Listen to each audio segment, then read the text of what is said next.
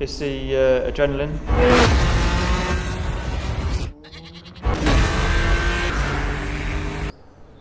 I've always liked driving fast in the car, but actually getting on track was something else. And at that point, it just took over my life.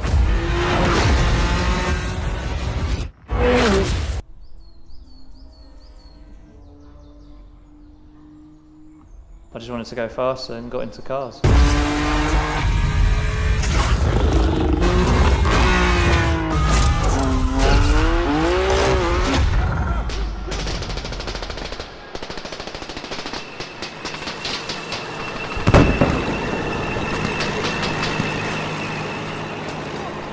I think you've got to be scared at some point because you know that somewhere along the line bullets are going to be coming towards you.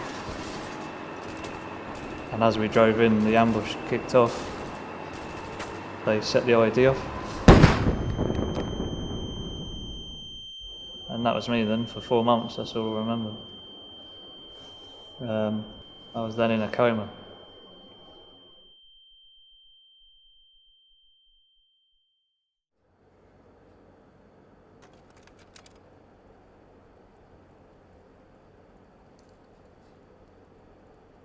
When I first went to Afghanistan, it was the emotions were pretty mixed at that point. Obviously leaving the family behind, and on the other hand, quite looking forward to it, just because all the training that we'd gone through, it's nice to actually put it on the ground, as it were. So I was kind of looking forward to it, and kind of not in another way. I met my now wife previous to going to Afghanistan, which was 2006. In our local pub, or in my dad's local pub. Having met Michelle, it then became my local every time I went home. A case of me speaking to her was like, well, I'm deploying to Afghanistan, and that was a bit of a shock for her.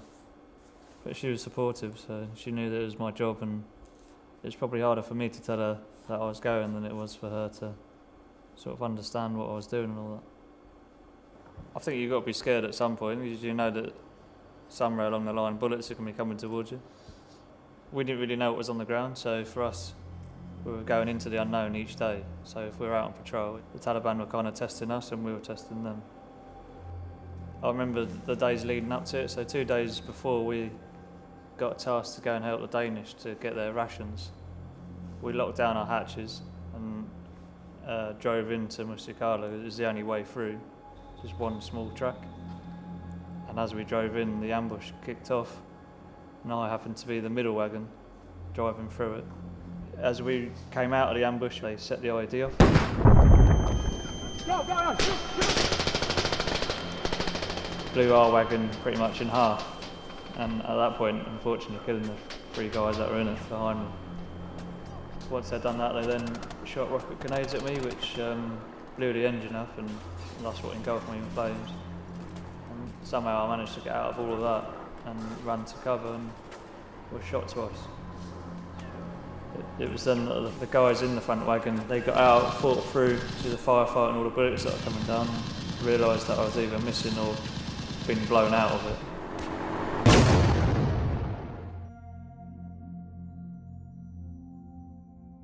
And that was pretty much me. I was losing consciousness at that point, obviously the pain and everything else, and they got me to the Chinook and I officially died, and then died a couple more times on the way back to the UK.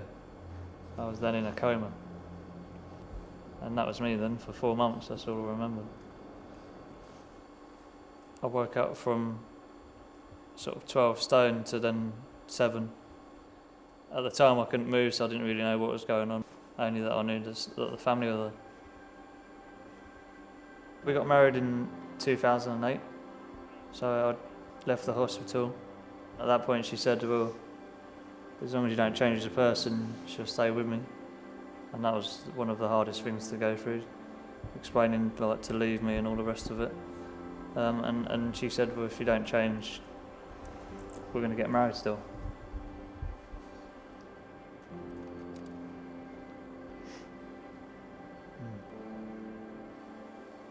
And it wasn't until later on down the road that I realised the PTSD was something that was in my head. But that didn't I didn't really notice that until everything kind of stopped and I was at home just thinking about things. It just affected my family, and I've just used my family to get through it. 4 years down the line, when I was sat at home and everything got to me, I was introduced to go-kart racing. At that point, it just took over my life. I just wanted to go faster and got into cars. I've always liked driving fast in a car, but actually getting on track was something else, because obviously joining the army and done all those years as a team, basically, I was kind of missing that bit. And most guys have been injured in some way through the military in our team. It was guys that understood what would happen. Obviously it's been a battle for everyone in different ways. And if you're having a bad day, people understood that sort of stuff. So that sort of thing for me was handy, because I didn't need to speak to my wife about it if I was having a rubbish day. I could speak to one of the guys on the team. Motorsport for me is just given me that massive focus that I needed. And everything that I said I miss, it gives me that back. I miss the lads, and I miss the teamwork and everything that we had. But for me, I've now moved on, and I'm focused to what we're doing now.